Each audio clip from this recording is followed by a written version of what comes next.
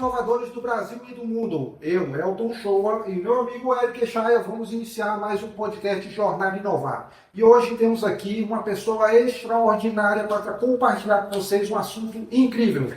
Denise, muito obrigado por ter recebido o nosso convite. Olá, time de sucesso, eu que agradeço o convite de vocês. E hoje a gente vai falar assuntos como negócios, startup, escala. O que será que tem aí por vir? Estou ansiosa também para saber as perguntas que esses moços importantes aqui que me convidaram vai fazer para mim. Agora eu vou apresentar nossa convidada, vou ler o currículo dela aqui para a gente entender o que ela tem de conhecimento para compartilhar conosco.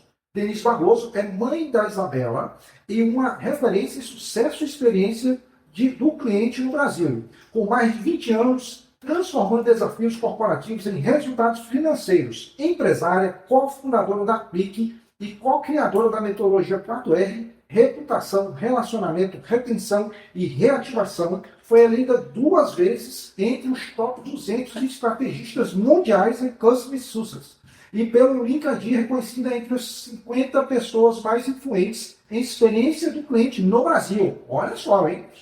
O negócio hoje vai ser incrível, acompanha. Cientista de CX internacional, professora, palestrante e mentora com experiência em empresas como terceirizada da Apple Brasil, Gredene SA e Unimed. Denise ajuda em organizações a fidelizar clientes, aumentar vendas recorrentes e fortalecer sua reputação para quem deseja transformar a voz do cliente em crescimento sustentável. Atuante no comitê técnico de um dos maiores eventos de tecnologia mundial, o Developer e Conference TDC, e vice-presidente da ADVB Ceará. Bom, o currículo bem extenso. Uma hora só, é um podcast só, mas Quase não consigo falar algumas palavras, mas deu certo. Agora vamos lá. Denise, com um currículo desse, a pergunta que já chega na minha mente é: conta pra gente, descomplique a Clique, certo? Em termos de impacto, conta pra gente um pouco. muito bem, pessoal. Vou descomplicar, né? Descomplique é um podcast também da Clique, então acompanhe aí também nas redes, tá? Hoje nós somos uma empresa de tecnologia onde a gente faz automações de relacionamentos de forma ativa em todos os canais de comunicação, tá? E além disso, a gente também faz pesquisa. Então, vou pegar aqui uma colinha, tá? Porque os números eu não sou muito boa de lembrar, tá? E olhando aqui para a Clique, hoje a gente tem mais de 50 milhões de automações que já foram executadas dentro do nosso produto, mais de 30 milhões de mensagens enviadas, monitoramos mais de 2 milhões de clientes dos nossos clientes e economizamos já aí mais de 100 mil horas de precioso tempo de processo dos colaboradores dos nossos clientes. E a gente está em busca de alcançar mais de 1 bilhão de clientes dos nossos clientes e serem impactados aí pela nossa gestão de relacionamento. Caramba, a Denise é uma mulher poderosa, viu, meu amigo? Explica pra gente como é que foi essa jornada aqui, porque eu acho que todo mundo que está assistindo esse episódio quer saber como foi essa trajetória de sucesso.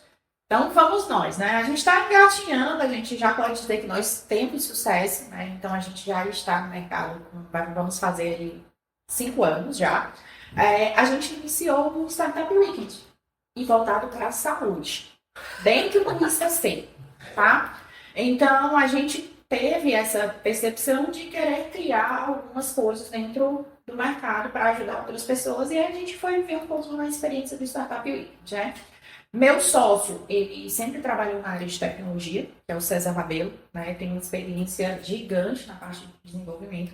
E eu tive minha trajetória, né? Que eu vim ali no meu primeiro emprego, foi de atendimento ao cliente, com 5 dias de empresa, o cliente olhou todos os papéis que ele tinha minha cara, né? Então, imagina aí. Então, isso foi o primeiro desafio e foi aí que eu falei assim, putz, como que eu vou ajudar as pessoas a terem os melhores relacionamentos entre empresas e clientes? Mas claro que eu não pensava desse jeito, né? Lá era diferente, né? Então, como eu ia fazer com que essas duas partes se conectassem? Então, de lá, eu passei pela área de atendimento, depois fui para a área de qualidade, depois fui para a área de processo, depois fui para a área de vendas, fui para a área de auditoria, fui para a área de sucesso do cliente. Né? E a minha última experiência né, foi aí na Apple, né, uma empresa terceirizada, que foi onde eu aprendi, né, o que eram as metodologias para que a gente conseguisse acompanhar. Porque tudo que a gente não acompanha, a gente não consegue realmente mensurar, né? Então foi ali onde eu entendi o que era NPS, o que era CSAT, o que era SES, o que era MES e várias outras siglas de sopinha aí para vocês acompanharem, né? Podem acompanhar a gente na rede. E aí a gente veio do Startup Weekend. Do Startup Weekend a gente passou por uma pré-aceleração no Sebrae. Então, dessa pré-aceleração, né, a gente sempre quis impactar os nossos clientes. Antes da Aplique Se Aplique, nós tínhamos essa vontade de fazer as pessoas ficarem felizes. A gente tinha um produto chamado My Present, que era uma caixinha, um box, onde a gente puxava assim, a gente já, pá, estourava as fotos. Era a coisa mais linda do mundo. E aí um dos mentores lá do Sebrae falou assim, quero que você passe 1000 unidades dessa daqui para você me entregar em 2 dias. Era tudo manual, a gente não tinha como fazer isso aí. O seu produto é lindo, é realmente encantador, leva experiências e busca, mas ele não é escalável. E aí a gente começou a pensar no que a gente ia entregar, né, para o mercado que gerasse experiências positivas.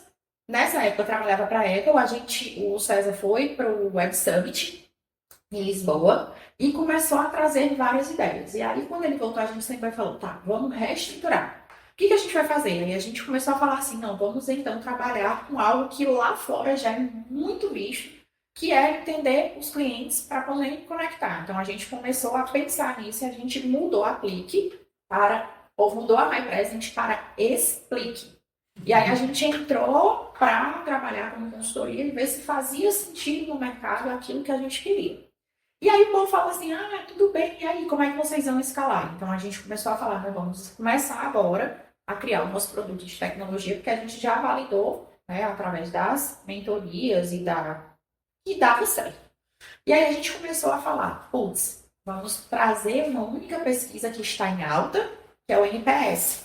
E aí a gente criou, o nosso produto iniciou com uma única pesquisa chamada NPS. Então, explica a letrinha NPS para os ouvintes, isso é importante. Gente, o que é NPS? É o Net Promoter Score, tá? Ele vai medir o quanto o teu cliente ele está propício a te indicar. Depois a gente entra aí no consenso, né, que muitas empresas usam o NPS para saber sobre satisfação.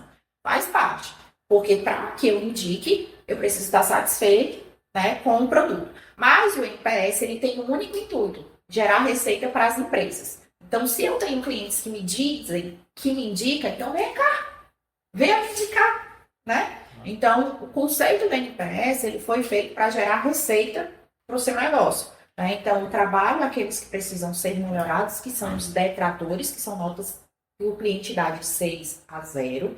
Os neutros são aqueles clientes que nem sei se eu quero, nem sei se eu não quero. Estou ali, né? Que são clientes que dão nota 7 e 8. E a gente entende dentro da metodologia que são clientes promotores, aqueles que te indicam e falam bem de você no mercado, que são clientes que dão nota 9 e 10. Então, essa é a estrutura de NPS. E a gente precisava validar se o produto realmente, né, a tecnologia, ela ia ser realmente aceita pelo mercado. E aí a gente começou a pensar em quem era uma empresa que tinha alto fluxo de clientes, que teria uma possibilidade de ter ali a parte de saída muito rápida. E aí a gente falou assim, quem, senhor? E aí a gente foi atrás do pessoal da Mob Telecom, na época era Mob Telecom. Eles estavam em super expansão aqui. E eu me lembro como se fosse hoje, né? Consegui uma agenda com o Said, que na época era o dono. E tava eu, ele, o César e uma pessoa da área de contratos. Ele tava assinando, ele tava nem prestando atenção em mim. Eu, Said.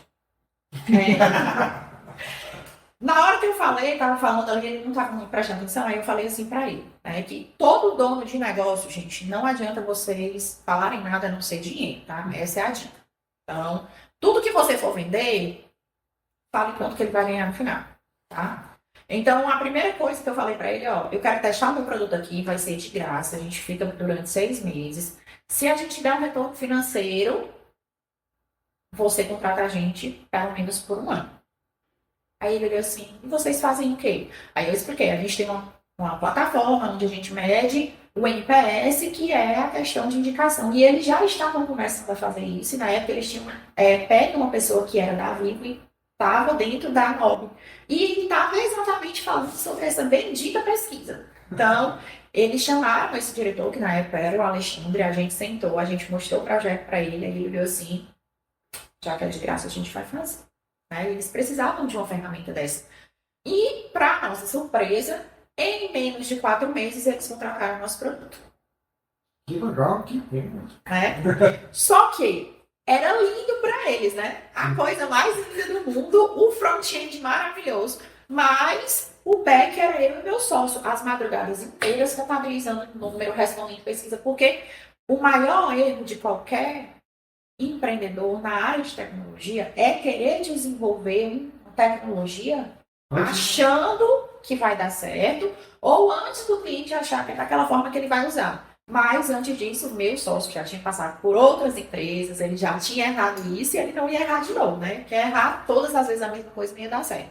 E foi aí que a gente começou. Então, nosso primeiro cliente pagante, eles nem sabem que eu sou minador, foi a Mob Telecom. Né? E aí, com esse dinheiro da Mob, a gente começou a pagar o nosso primeiro colaborador, né? Que está conosco até hoje, que esteve com a gente na MyPresent, que é o Guilherme. Então, o Guilherme está conosco desde as caixinhas, né? Que legal. Então, foi a partir desse dinheiro aí que a gente começou, né, a realmente começar a construir o time. Aí, de lá, a gente começou a trazer o Sebrae, Petrobras, né, outras empresas de educação, que já o Infometro está assinando nosso contrato. Depois vocês podem ser. E aí a gente começou, mas realmente nós surgimos dentro de um Startup Weekend, passamos pela aceleração do Sebrae. Depois que a gente saiu da aceleração do Sebrae, a gente foi incubado pelo Banco do Nordeste, né? E de lá do Banco do Nordeste, a gente foi para a sede onde nós estamos agora, que é um outro hub de inovação, que é o pessoal ali do Nina, aonde fica a nossa casa hoje. Tá? Então, essa é a nossa jornada. Construção. E aí você falou do hub lá do Banco do Nordeste, onde a gente se conheceu, né? Isso, foi lá que eu conheci o show. E aí a importância, né, vou abrir um parênteses aqui, da gente ter esses locais onde, né, todo mundo possa se conectar, se conhecer, né? A gente ainda, apesar da gente ter evoluído bastante aqui no Ceará, temos alguns hubs, alguns locais onde realmente as startups, os empreendedores se conectam, a gente ainda está muito longe, digamos assim, do padrão de São Paulo, né? A gente está evoluindo. Mesmo assim, a gente tem locais onde a gente está conseguindo unificar empreendedores, gerar network, gerar bons negócios para todo mundo, né? Eu me lembro, assim, o Banco Nordeste teve um momento muito bom lá, porque também lá, além da gente se conhecer, foi lá que eu comecei o projeto social, né? E foi lá um negócio bem bacana, quando uma professora da escola técnica pública foi conversar conosco lá, conversou com algumas startups e conversou comigo também, e perguntou se a gente podia receber os estudantes lá, acho que 7, ou foi 7 o primeiro programa. E aí eu expliquei para ela, disse, olha, aqui as startups estão tudo no início, a gente só tem 3 cadeiras aqui para cada um, eu expliquei para a professora, né, um negócio bem humilde, né? Eu disse, aqui está todo mundo no início, tá, as startups. Aí eu falei com ela disse, não, mas eu não tenho onde, isso em 2019, eu acho que foi isso. 18, 19. E aí eu falei com ela, eu disse, olha, a gente aqui, né, tá todo mundo muito no início ainda, né? E hoje, algumas que estavam ali com a gente, hoje já estão em estrutura grande, né? Mas naquele momento lá, estava todo mundo muito pequeno. Todo mundo começando, Exatamente. E aí eu fiquei, assim, meio tocado com essa situação, né? Porque ela falou para mim que não tinha onde levar os alunos, né? Eu disse, não, eles vão fazer estágio em empresas que vão ensinar a instalar o computador e tal, configurar o computador, e não é isso, assim, que eu entendo para eles almejam outras coisas. Aí eu peguei e falei com a coordenação lá, na época do Rubini, e expliquei a situação. Disse, será que tem um laboratório aqui, não? Aqui no VNB, o VNB é o Banco do Nordeste, para quem está ouvindo. E aí eles liberaram uma sala lá no lado corporativo, lá do outro lado, e aí eu consegui conduzir um estágio com esses alunos e fiz uma preparação para eles, principalmente a parte de vendas, marketing, tudo mais na época.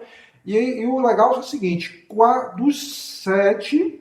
4 eu consegui encaminhar para uma multinacional. Desses 4, 3 estão lá até hoje, né? E cresceram, se desenvolveram e tal. Aí, nesse ano, aí eu entendi, eu disse, então é possível, porque antes eu não tinha essa noção, né? Então é possível eu pegar um jovem e dar para ele uma preparação para que ele entre no mercado. E aí, a partir daí, foi que tudo foi evoluindo e hoje a gente tem um instituto, o grande parceiro nosso é a Normatel, com muitos jovens que estão lá inovando. Você vê como é importante esses espaços para a gente se conectar, porque a gente se conecta, a gente troca ideias, a gente constrói junto, né? A cocriação, a co-construção é importantíssima, não só para a gente gerar negócio, mas para a gente gerar impacto também, né? Se a gente não se conhece, se a gente não se conecta, a gente não consegue gerar impacto para a sociedade. E aí, quando eu falo para as pessoas, né, que a gente tem que investir num modelo social aqui no Nordeste, onde a gente priorize as mentes empreendedoras, porque essas mentes empreendedoras é que abrem espaço para os jovens, né? A gente pega onde é que o jovem com aquela garra digital, com aquela vontade de aprender, vai ter mais espaço. São empresas como a sua, como empreendedores que estão ali olhando para frente no mundo digital e que dá espaço para esses jovens. Senão fica difícil para esses jovens entrar no mercado de trabalho.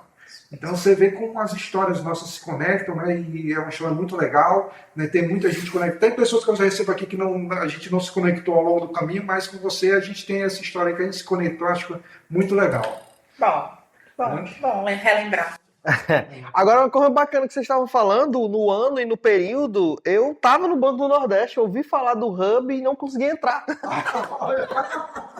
Eu trabalhava com uma terceirizada, foi meu primeiro emprego, e aí eu ouvi falar do Hub, eu disse, cara, tecnologia, eu tava na área financeira, no bloco B2 aí, o pessoal da Camed, Camed não, perdão, o INEC, o Instituto Nordeste de Cidadania, aí trabalhava para eles, meu primeiro emprego, e eu ouvi falar, nossa, queria muito trabalhar com isso, tentei, não passei, mas o mais engraçado, né? 10 anos depois aí o negócio tá todo mundo. 10 anos não, quase 10 anos a gente se encontrou tudo de novo, né?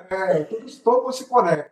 O pessoal fala, olha, qualquer coisa que você for falar de tecnologia dentro da nossa cidade, dentro do nosso estado, sempre se cruza. Cedo ou tarde você vai se cruzar com Eu acredito que é mesmo, cada negócio tem as suas bolhas, né? Então, quando se fala de tecnologia, todo mundo um dia vai se encontrar. Quando se fala de experiência do cliente, todo mundo vai se encontrar, né? E assim, no final das contas, todos nós temos que nos cruzar, né? Então, é isso que está acontecendo aqui. Agora, vamos para uma pergunta assim, para entender. Hoje, quando alguém contrata Aplique, o que muda na vida do cliente? Qual é a grande transformação? Agora é a hora de você compartilhar seu conhecimento aqui para a gente dar dicas aqui para quem está nos acompanhando. Fique à vontade agora, abra seu coração sem filtro. Fale, explique tudo aí, deixe muitas dicas aí, porque a aprendizado é fundamental aqui para a gente. Pessoal, quem contrata o nosso produto, né, eles têm uma clareza da situação que se encontram os clientes deles. Então, eles passam a entender quem são aqueles clientes que estão em risco de sair da sua base, quem são aqueles clientes que estão propícios a comprar novos produtos e serviços e quem são aqueles clientes que eles precisam melhorar. Fora isso, com a automação e a IA, que fazem parte também do nosso produto, eles conseguem reduzir tempo de operação. Então, nosso produto, eles entregam redução de tempo de operação, clareza, né, em quanto que eu posso perder financeiramente com esses clientes e o quanto que eu posso ganhar financeiramente também para esses clientes. Então, eu falo com os donos do negócio. Eu quero aumentar faturamento, manter esses clientes por mais tempo na minha base, né, e eu quero gerar conexão com eles e reduzir o tempo do meu, né, colaborador ali em algumas atividades. Então, o que nós entregamos? Dinheiro. Perfeito. Então, é isso. Quem contrata o nosso produto, contrata porque eles estão querendo o quê? Aumentar faturamento, reduzir custos e pegar esse tempo operacional que era feito 100% manual, colocar os colaboradores para potencializar com outras atividades. Então, se a empresa quer, né, entender toda essa previsibilidade de redução de custos, previsão de clientes que vão deixar ali e aumentar o faturamento, eles contratam o nosso produto. E os pequenos, assim, que estão no início e que não têm ainda condição de contratar essa tecnologia? Será que de alguma forma eles podem começar a desenvolver alguma coisa dentro do pequeno negócio e tal? O que você pode dizer para eles de dica para que eles comecem a construir isso, né? Provavelmente uma plataforma faça sentido um determinado número de clientes, mas para quem está iniciando um negócio, como é que ele começa a trabalhar com isso? Como é que ele começa a desenvolver esse entendimento, essa cultura, metodologia? Precisa gastar muito dinheiro, não dá, tem que esperar, ou começa de qualquer jeito, depois se ajeita. Como é que você visualiza isso daí para o empreendedor que está no início, assim, que é a grande maioria aqui do país, né? São os pequenos, né? Pessoal, qualquer tecnologia, ela tem custos, né? E como o Shoa falou, a maioria das empresas que estão começando agora, eles vão acabar aplicando ali em outras ações e não em ferramentas. Então, como fazer isso sem o nosso produto? Eu não tenho ainda dinheiro, né? Então, a primeira coisa que você vai ter é uma planilha de Excel, tá? O que é essa planilha de Excel? Você vai colocar o nome do seu cliente. Você vai colocar o que aquele cliente compra de você e a temporalidade que esse cliente costuma comprar. Como assim?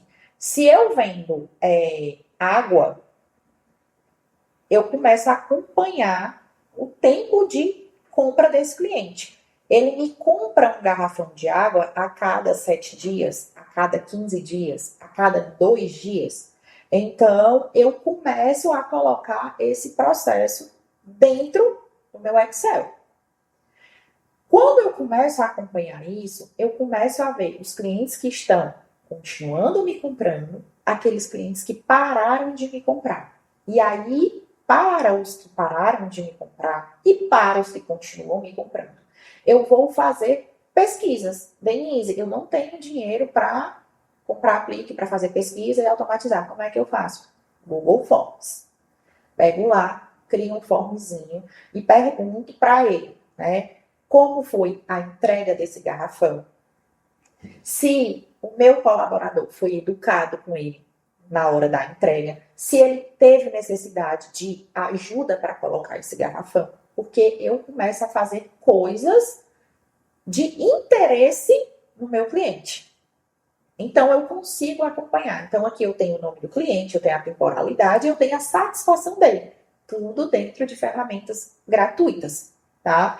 Com isso, vocês começam a medir a satisfação dos clientes de vocês. E aí, os clientes que compram água constantemente, vocês podem começar a mandar ou falar para eles que existem outros produtos ali.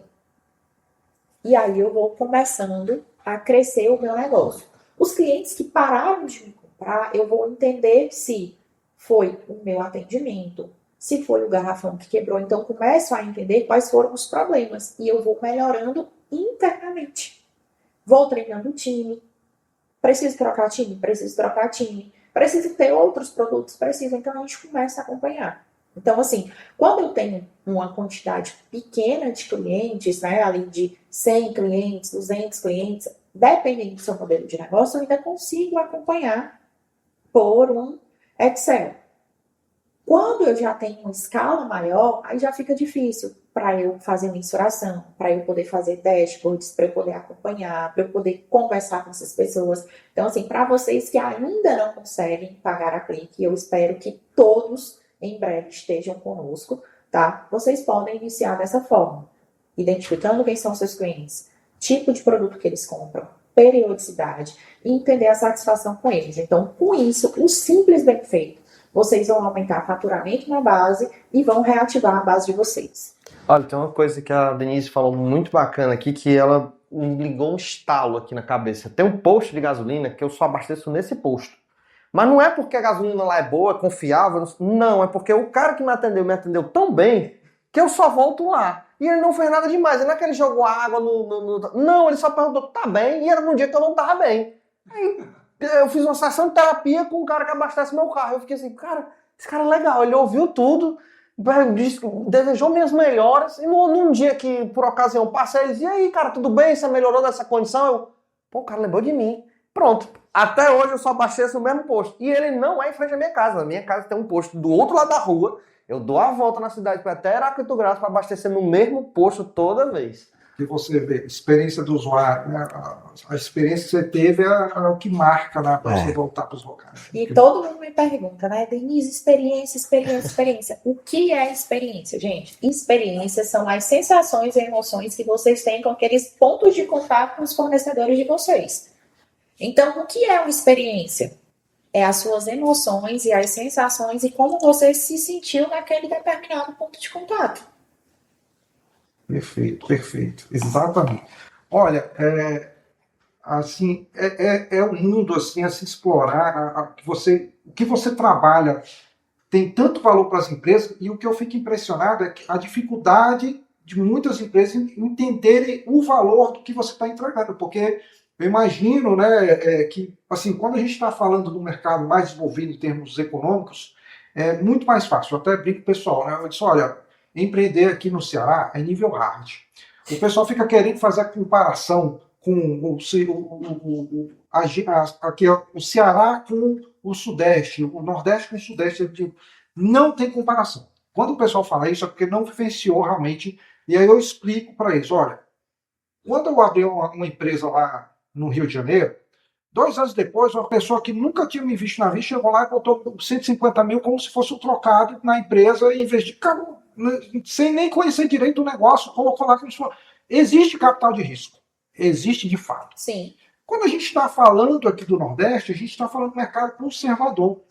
Então, é muito difícil para a gente mostrar, né, o que a gente entrega de valor quando está empreendendo. E você entrega muito valor, mas eu entendo que você deve ter muita dificuldade em mostrar isso. Não é verdade? Gente, quando eu chego para uma empresa e eu falo que eu vendo relacionamento com o cliente, pesquisas, primeira coisa que acontece é, meu cliente não responde pesquisa. Aí você que é cliente dessas empresas, né, vou falar com você que está assistindo, você responde pesquisa? Não, né? Possivelmente não. Talvez até responda aí se você ganhar um brinde pela resposta. Né? Ou se você estiver muito indignado com aquela empresa, aí você responde. Mas a sua opinião, você está dizendo que ela não é importante. Quer ver? Ó, vou te dar um exemplo. Quando eu vou alugar uma casa, quando eu vou comprar um carro, quando eu vou viajar, a primeira coisa que você, todo mundo que está aqui faz, é ir olhar, né, a reputação dessa galera, é ir procurar recomendações dessa galera. Então, o que você está dizendo? Que a opinião dos outros é mais importante que a sua. Então, a sua opinião, que você não deixa suas respostas para as empresas, não vale, mas a opinião dos outros vale para você quando você vai fazer qualquer tipo de compra. Então, quando a gente começa a entender que não é para a empresa, também é para a empresa, mas é mais para a gente começa a mudar a nossa percepção, tá? Então, assim, se você realmente não acredita nisso, é por 2 motivos. Você tem medo do que o seu cliente está falando de você. A maioria das empresas, elas preferem trabalhar no achismo do que ter realmente ali o resultado dos clientes. Porque, o pior que seja o resultado, eu entendo o que o cliente está falando, eu vou melhorar para quem paga as minhas contas. Porque quem paga seu salário e as contas da empresa são os clientes. Não é o seu patrão. O seu patrão só lhe paga porque vocês têm clientes. E sem clientes, nada existe. Tá? Então, se vocês não estiverem acompanhando quem paga as suas contas, e eu estou falando isso para empresário e para colaborador, no outro dia não tem mais empresa. Então, se eu não tenho um acompanhamento do cliente, eu não tenho empresa.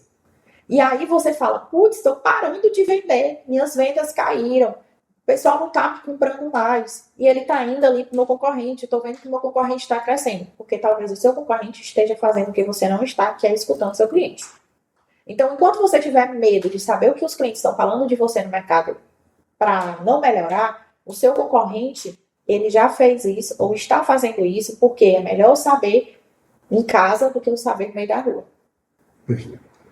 Tem uma coisa, Denise, que você pontuou logo no início da nossa entrevista, que foi sobre o NPS. Tem uma coisa que sempre me incomodou, Eu sempre escutei, eu vejo muito claro que você pontuou e eu nunca vejo ninguém trabalhar de outra forma, que é, os detratores eu vou trabalhar.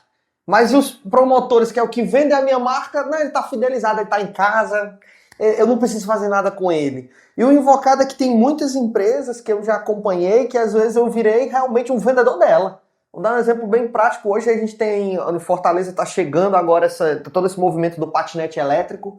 Eu usei aquilo despretensiosamente, vamos usar uma vezinha. Amei! Eu arranjei 10 pessoas para usar aquilo.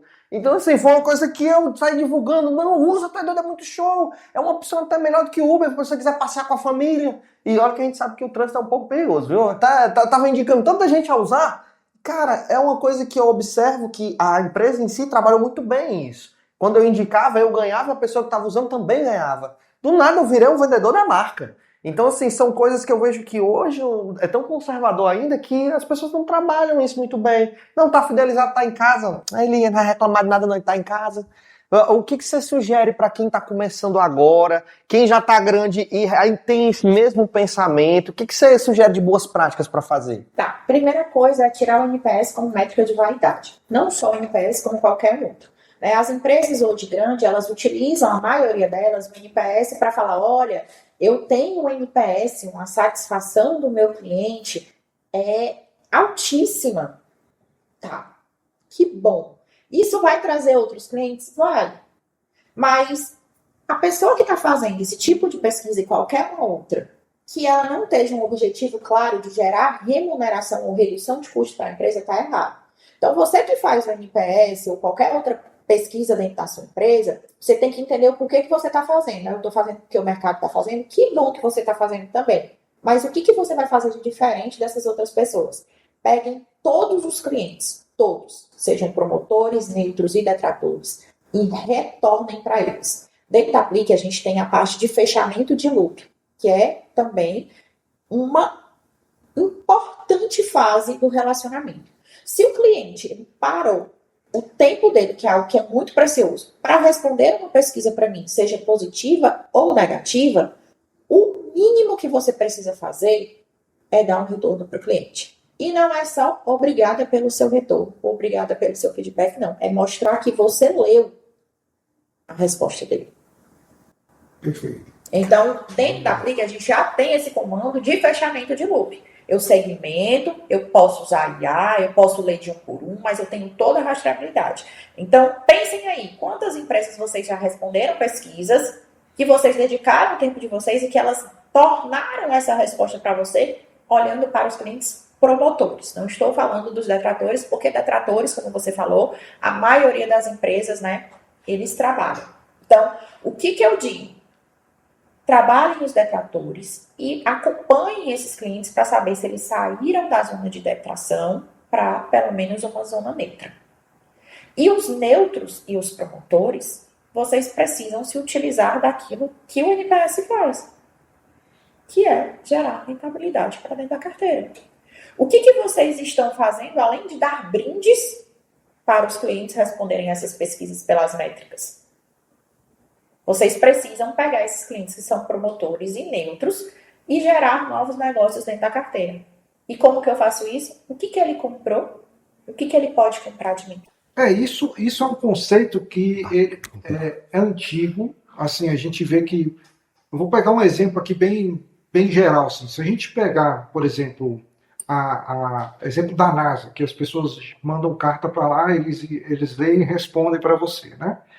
O processo, o que eles estão vendendo? Eles estão vendendo a marca, na realidade. Eles não vendem produto nenhum para ninguém. Mas eles têm uma preocupação de responder às pessoas de qualquer lugar do mundo, né? Porque eles vendem a marca, a cultura americana de tecnologia, de inovação. Então, quando a gente olha, né, para o modelo americano, eles têm essa preocupação em vender a marca, em ter essa conexão com o cliente realmente há muito tempo. E a gente vê em algumas regiões ainda uma certa dificuldade, né? Tem um caso que eu falo também, como lidar com o cliente é um desafio cultural para alguns países. E há um tempo, quando eu estava no Rio de Janeiro, eu tinha voltado ainda aqui para Fortaleza, eu conversei com, há mais de 10 anos, há mais de 15 anos atrás, uma empresa de tecnologia de Israel. E essa empresa, ela estava com uma tecnologia muito bacana que caía muito bem no Rio de Janeiro. E aí, é uma tecnologia que é um caminhão, passava o caminhão, esse caminhão, ele encostava em qualquer lugar, aí inflava o dirigível fixo, e ele subia esse dirigível, aí tinha uma câmera que dava zoom, e você ficava monitorando um espaço grande. Quando a pessoa me mostrou isso daqui, eu disse, cara, que tecnologia boa. Eu já pensei logo, puxa, dá pra polícia subir esse negócio aqui, monitorar os morros aqui do Rio de Janeiro, ver todo mundo em detalhe. Aí eu já, na minha cabeça, eu disse, rapaz, isso daqui é incrível, né? Aí eu falei com ele, aí você vê a diferença de cultura, né? O choque de cultura. Aí eu peguei e falei para ele, não, é o seguinte, a gente tem que conversar aqui com as emissoras, você prepara isso, a gente conversa com a prefeitura ou o governo aqui para ter uma autorização para usar isso daqui em alguma rua, a gente faz umas filmagens de alguns locais mostrando ali o pessoal armado e tal, coisa de longe assim e tal, e aí depois você entrega para a imprensa, porque a imprensa vai vender teu produto. Beleza. Né? Pensamento aqui do nosso, que o nosso pensamento é muito alinhado com o jeito americano de fazer negócio. A gente vai lá, entrega de graça alguma coisa e depois vai, como você falou, né? É assim que a gente trabalha. E aí ele virou para mim e disse, mas quem vai pagar para eu colocar isso daqui e fazer tudo isso? Eu disse, ué, você. Exatamente. Aí você vê, né, a forma que a gente busca criar conexão com o cliente, ela é diferente de cada cultura, porque a gente aqui está disposto a fazer uma conexão, entregar de graça para depois trazer aquele cliente para dali iniciar todo um relacionamento. E aí, lá em Israel, não estou dizendo que é certo ou errado a forma como eles fazem negócio, mas a cultura deles é totalmente diferente da nossa, diferente dos americanos, que a gente tem esse jeitinho aqui de chegar perto, chegar junto e tentar resolver. E aí também é diferente, se a gente pega o Nordeste para o Sudeste, é uma diferença também. A forma que a gente gera negócio aqui com empresas familiares e uma cultura, uma empresa com uma cultura muito conservadora, muito religiosa, né? Então a gente tem um processo cultural que para conectar com o cliente, para ter todo esse relacionamento, é totalmente diferente do Sudeste. E aí eu vejo muitas empresas vindo de lá para cá, tentar fazer uma abordagem aqui, padrão deles lá e dá tudo errado. Eles não é para ver se deu tudo certo lá. Isso não vai, é diferença de cultura. A forma como a gente se conecta com os clientes depende da cultura. A gente tem que estudar primeiro o local. Aí vem aquela história que você falou, a gente tem que levantar informação. E tem pesquisa para isso? E uma das coisas que eu falo muito, tá? Dentro de qualquer lugar, a gente vai ter perfil de pessoas diferentes. A forma com que eu quero receber uma mensagem, que horas eu quero receber uma mensagem, qual canal de comunicação eu quero receber uma mensagem, né? Então, não adianta eu olhar para o meu vizinho e falar, vou fazer igual ele está fazendo porque vai dar certo aqui. Não vai. Mesmo que você use a mesma tecnologia, a gente tem vários clientes que são do mesmo segmento, que entregam o mesmo tipo de serviço, só que a jornada dos clientes deles são diferentes. Como o produto ele é configurado, eles têm horários de disparos diferentes, eles têm a forma de comunicação diferente, um é mais formal, o outro é mais alegre, o outro é mais fechado, o outro mais aberto, um usa e-mail, WhatsApp, SMS, o outro usa só QR Code ou Totem. Então, quem é o seu cliente e como ele quer se relacionar com você? Denise, eu nunca me relacionei com meu cliente. Escolhemos 3 canais de comunicação e começamos por aí. O que mais performar, a gente fica com 2 e descarta 1. Tudo na vida, gente, é teste AB. Tudo. Tudo. Então, assim, Denise, o que é um relacionamento? O relacionamento com o seu cliente é igual ao relacionamento que você está na sua casa. Você já conhece aquela pessoa? Não. Então, como foi que você fez para conhecer seu esposo, sua esposa? Como foi que vocês chegaram a se casar? Isso. Então, você já conhece. Se ela para de falar ou ele para de falar, tem alguma coisa errada. Então, gente, não tem muita coisa de diferente. Para ambos os casos são difíceis. Mas a gente precisa se relacionar e se comunicar. Porque quem não é visto não é lembrado. Tá? Então, a dica que eu dou para vocês é: conversem com os clientes de vocês. Não façam o que a maioria das empresas fazem hoje. Eu quero vender, eu quero vender, eu vendo, os clientes caem dentro da minha base e ele é esquecido. Simplesmente. Eu só quero vender, trazer novos clientes. E os clientes que ficaram aqui, você está esquecendo dele, esses clientes vão deixar de ser seu cliente e vão para um concorrente. Porque o concorrente vai estar dando mais atenção do que vocês. E são esses clientes aqui da base que já acreditaram em vocês, que já compraram uma vez de vocês, que eles estão mais propícios a comprar novos produtos de vocês. O que é a dificuldade que o pessoal fala, Denise, está difícil engajar os meus clientes. Está difícil porque você engaja muito para cair dentro da sua base. O vendedor está ali, o vendedor pergunta, o vendedor faz isso, faz aquilo outro, pronto, caiu, apresentou o seu produto, apresentou o seu serviço, está lá. Tchau. Aí ele dá tchau para você também. Então não é isso. O ouro dos negócios hoje está muito caro você trazer um cliente, todo mundo sabe. Por quê? Porque às vezes eu trazer de um concorrente também é caro. E esses clientes que já te deram a chance, o que é que está fazendo com eles?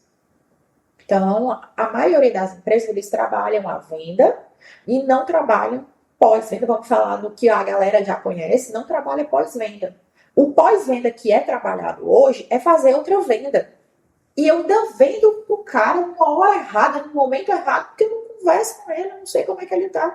O cara tá indignado comigo e ele recebe uma mensagem de quer comprar mais alguma coisa? O cara vai ficar mais irado com você.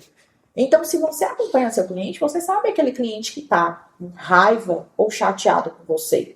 Ali é hora de tratar, não é hora de vender. E os caras que estão felizes, é hora de você vender para eles. Quanto tempo eles estão com vocês? O que mais eles podem consumir que não está consumindo e vocês estão indo para o concorrente? Então, assim, se vocês não estiverem olhando para o pós-venda, relacionamento com o cliente, vai ter o famoso balde furado, que todo mundo já conhece. Eu estou lá com a minha equipe de vendas, ó, batendo meta, levantando tudo, fazendo uma festa danada e o cliente nem se paga. Aí o povo que está aqui, na retenção, só retém. Aí no final, o cara quer sair, eu tô lá, baixando o valor do produto, baixando o valor de tudo, para poder manter o cliente na minha base. Não faz sentido. Caramba, assim, o Denise vem falando, vem batendo assim lá na minha alma. Acho que a fala desse podcast aqui é tira o NPS como um indicador de vaidade. Nossa, essa daqui bateu lá no fundo e voltou. Tem outra coisa que você citou aqui que eu me lembro. Você comentando tudo isso, eu só vejo experiências que eu achei que foram encantadoras para mim, mas que eu acho que não foi tão boa para a empresa. Exemplo, a Amazon. A Amazon eu comprava muito, dá mais muito mesmo da Amazon.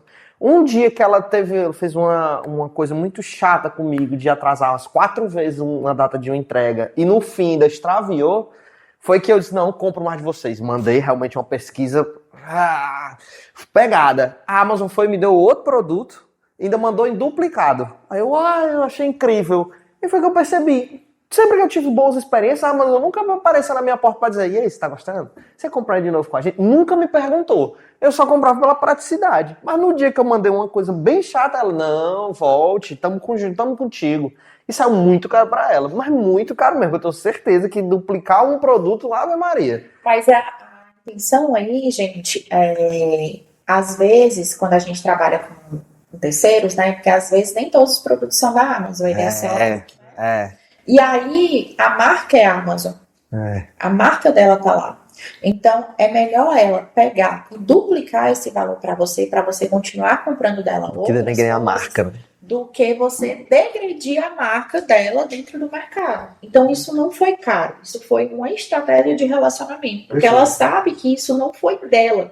Possivelmente, esse produto é fornecido por um terceiro. E aí entra toda a gestão de relacionamento. Quantas vezes esse mesmo parceiro fez isso com outros clientes? Aí eles começam a falar, esse parceiro eu não quero mais, porque esse parceiro está sendo caro para mim.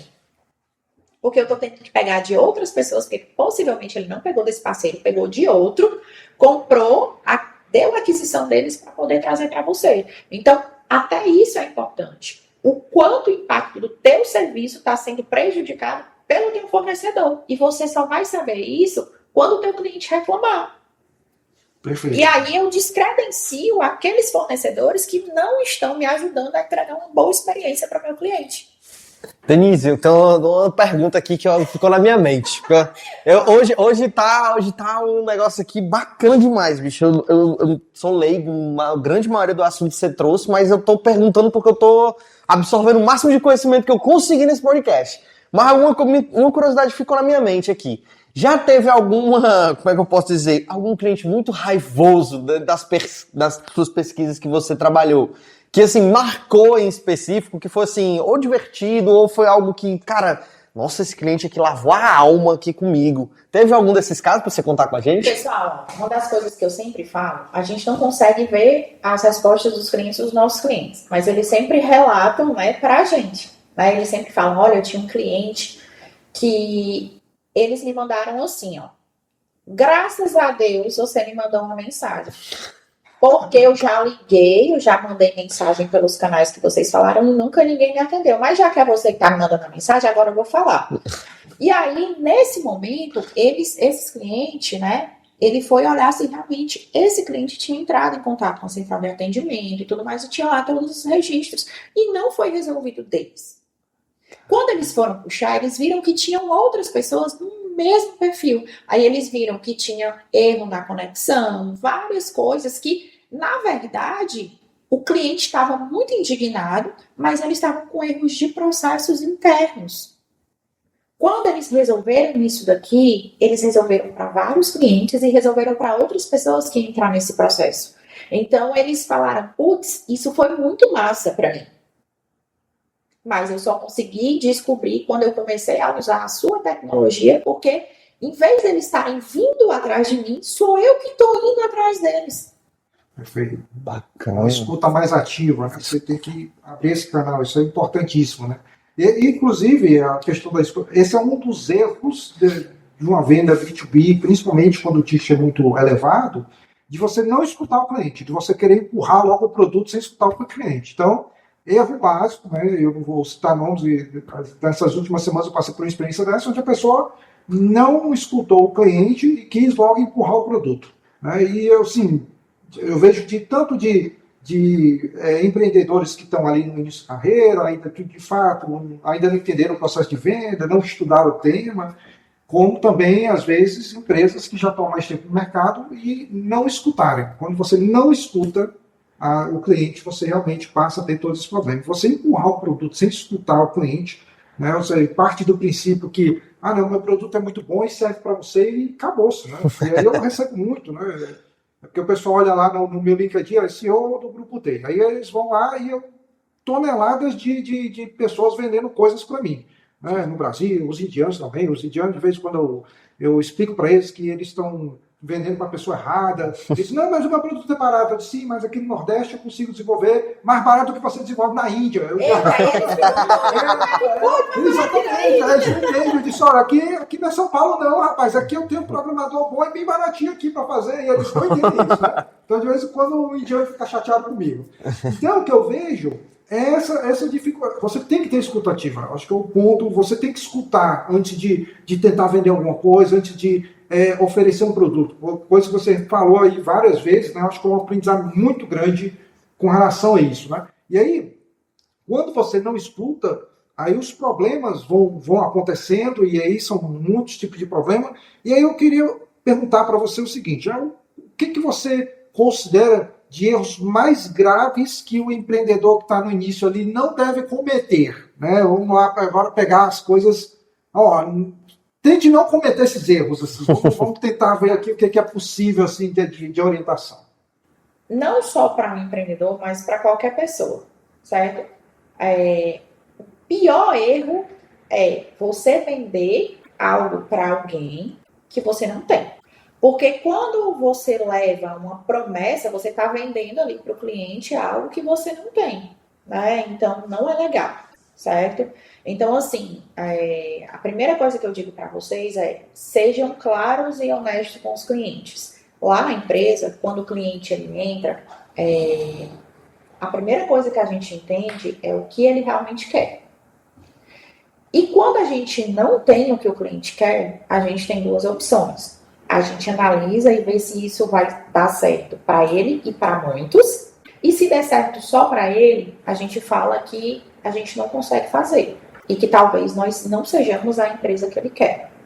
Se der certo para outros clientes, a gente fala assim, ó, nós não temos, mas a gente vai conseguir entregar para você daqui a tanto tempo. Você tem tempo para esperar. Por quê? Porque a gente já no começo mesmo, toda empresa passa por isso. A gente falava que tinha, mas às vezes a gente não conseguia entregar. Isso foi um aprendizado da gente, é um aprendizado que eu levo para todo mundo, se ainda não tem, mas sabe o que vai fazer, converse com o cliente dizendo que eu não tenho, mas vai ser feito. Você consegue aguardar? Se sim, massa. Tá? Uma outra coisa que eu faço, né, que nós também, o César já errou isso muito lá no começo, é de fazer o produto pensando em você. Como você quer que o produto rode. Porque é mais fácil para mim. Mas hoje não. Hoje a gente já faz pensando em como vai ser fácil para o cliente. Se vai ser fácil para o Dev fazer, não sei, meu amigo. Ele vai ter que fazer do jeito que o cliente quer. O terror dos devs aí. Então, e eu sou uma ótima QA, que é parte de qualidade, tá?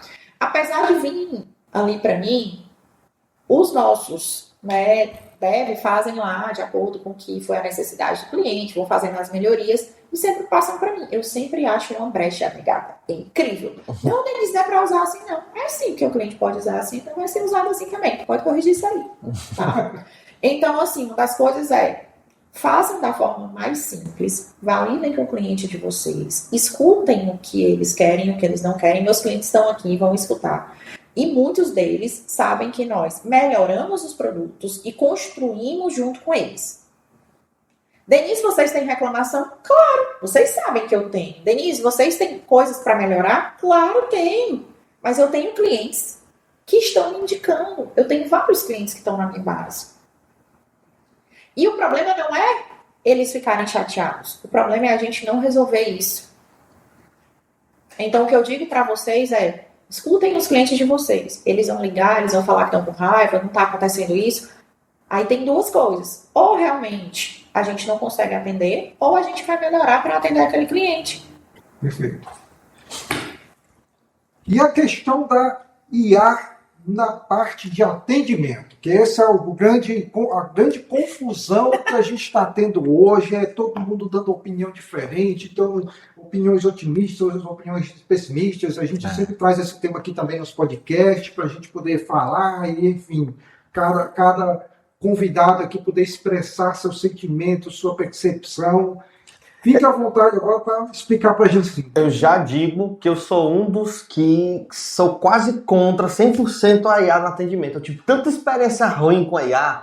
Sabe aquela IA que parece que ela te joga num loop e você nunca sai daquele loop e ninguém resolve o teu problema até você pegar o telefone e ligar e dizer: alô, pelo amor de Deus, alguém me ajuda. Acho que eu vivi isso em URA no WhatsApp agora, né? Que é o mais frequente, todo mundo tá usando no WhatsApp. Mas eu tô muito curioso para ouvir o que você vai falar sobre isso. Vamos nós. Pessoal, quando a gente fala de IA, a gente está falando sobre inteligência artificial. Essa inteligência ela é ensinada por alguém. Um menino, ele não aprende do dia para a noite. Não aprende.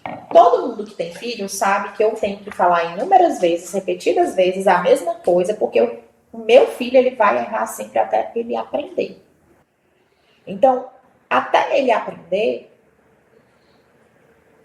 não é rápido. O que se vende que é rápido são coisas que já estão sendo trabalhadas há muito milhões de tempos atrás e que já está ali realmente aprendida com a inteligência. Denise, eu entro em contato com a empresa e eu fico no loop eterno. Essa automação, ela foi desenhada e escrita de maneira errada. Exatamente. Isso realmente você falou é o ponto. A gente fica delegando o sucesso ou o fracasso à tecnologia. Não é isso, é a gente. Exatamente. É o quanto que eu disse, quais foram todos os caminhos que eu mapeei, que eu ensinei para ele. Claro que sempre vai ficar um fora, outro fora, porque não são coisas que a gente vê todas as horas, todos os momentos, todos os segundos. Então, antigamente acontecia com o URA, acontecia com os bots. Por quê? Porque ele era treinado para 3 coisas. Mandar boleto, falar o horário de atendimento e mandar você para um canal de atendimento que nunca caiu nesse canal de atendimento, tá? Então, Denise, o que é a IA no atendimento? A IA no atendimento ele é seu suporte. Se você souber usar a IA de uma forma correta, você vai ter ele como seu suporte. Agora, eu dizer que ele vai atender 100% como humano, talvez isso vá acontecer, mas agora não. Nós, mulheres, somos a linha de frente do maior número de atendimentos. A maior parte de pessoas que trabalham com atendimento ao cliente são mulheres.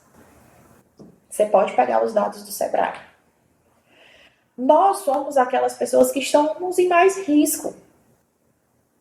Porque se eu for ali hoje no McDonald's, quantos McDonald's já tiraram os humanos da linha de frente para colocar uma máquina para processar os meus pedidos? Se eu for num ônibus, quantos cobradores foram tirados porque eu tive uma automação na leitura de um cartão? Hoje eu só tenho um motorista. Essas coisas deram errado? No começo deram errado. Porque foi uma mudança, foi uma cultura e uma linha de aprendizado. Hoje você entra no ônibus e você não vê mais cobrador. Hoje você vai no McDonald's e você não tem mais atendente para fazer pedido.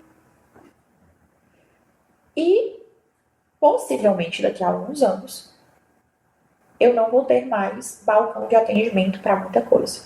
Isso, eu tenho uma pergunta já também sobre isso. Você não acha que tira um pouco da, como é que eu posso falar, da individualização do teu cliente? Colocar ele dentro de um caminho genérico aonde muitas vezes a maioria das empresas não estão tão bem estruturadas para eles ficarem nesse loop, que isso é uma realidade hoje, esse loop.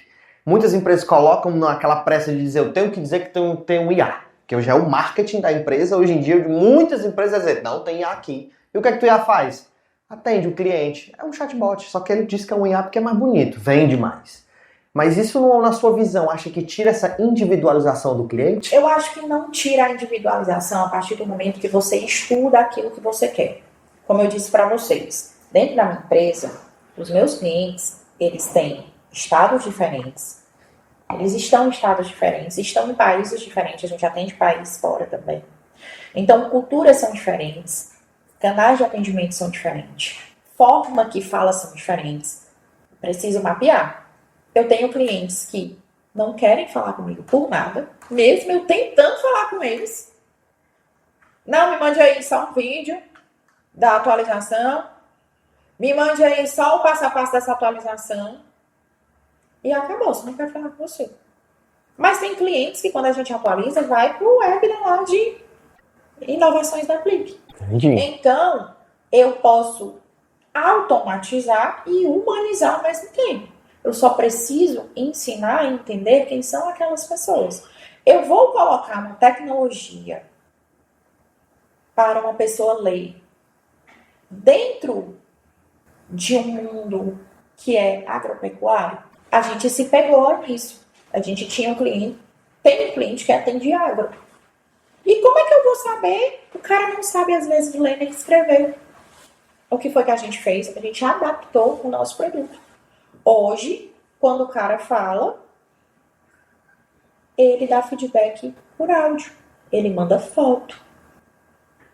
Ele diz como está o trabalho dele por imagens e áudio. Porque eles não sabem escrever. Então, é adaptar a sua automação e a sua inteligência artificial de maneira inteligente. Nós somos os humanos.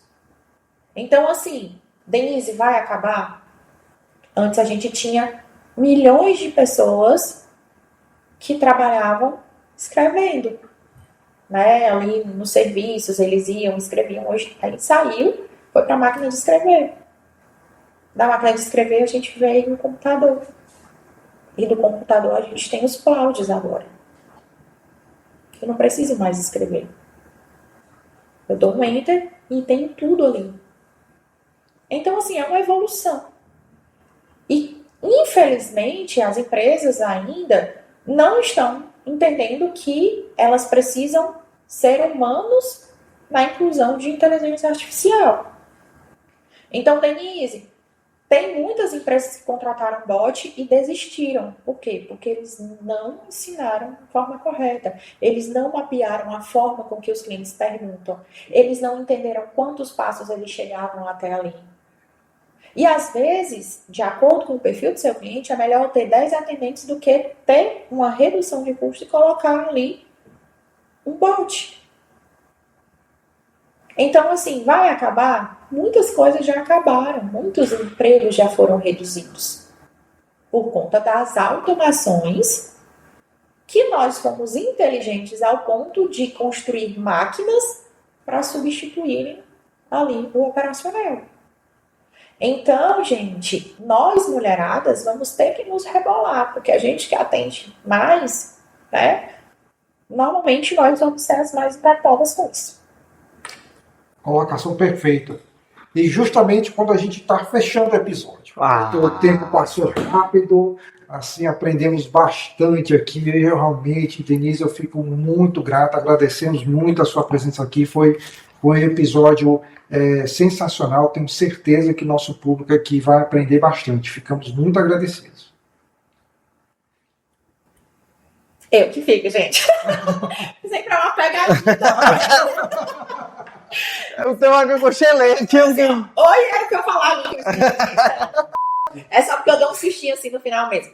Eu que agradeço, né, em estar aqui, conversando um pouco mais sobre minha rotina, sobre o meu dia a dia, sobre o que a gente entrega no mercado, sobre os medos dos empresários, né, sobre os erros que a gente já teve, sobre construir uma empresa, sobre chorar nos bastidores e, né, ter tudo ali. E para vocês que querem entender mais sobre como construir um relacionamento com o cliente, né, podem me seguir aí nas redes. O show também, junto com os nossos colegas, vão colocar ali o nome embaixo para vocês, tá? E sigam, né? E, gente, se quiserem mandar dúvidas, sugestões, podem mandar, tá? Garanto que eu vou responder, às vezes nem rápido, mas eu respondo todo mundo, certo? E gratidão por vocês terem me feito esse convite aqui. Perfeito. Bom, você ouvinte, de quem nos acompanha até agora, tenho certeza que aprendeu bastante. Estamos aqui fazendo essa gravação na infraestrutura da Unifometro, aqui o nosso apoiador que trouxe todo esse ambiente aqui sensacional. Hoje nós estamos aqui com o Morango do Amor. Eu já ia dizer a maçã do amor. É o morango do amor. Eu costumo dizer que é morango do Nordeste. Olha aí. Eu gostei mais desse, morango do Nordeste. Tá rebatizado, vai ser morango do Nordeste agora. E esse episódio aqui foi sensacional, muito conteúdo, e eu espero que você também nos ajude. Compartilhe, mande para aquele amigo que você conhece que vai gostar, que sabe que aquele assunto é importante. Eu tenho certeza que o conteúdo aqui vai mudar a vida de muitas pessoas, profissionais, empreendedores. Compartilha, ajude a gente. Se você gostar do nosso conteúdo, vai lá, dá 5 estrelas para a gente no Spotify. Vai lá, marca também, curtiu lá no YouTube. Enfim, precisamos da sua ajuda para a gente continuar produzindo esse conteúdo de alta qualidade. Fico muito grato e até a próxima.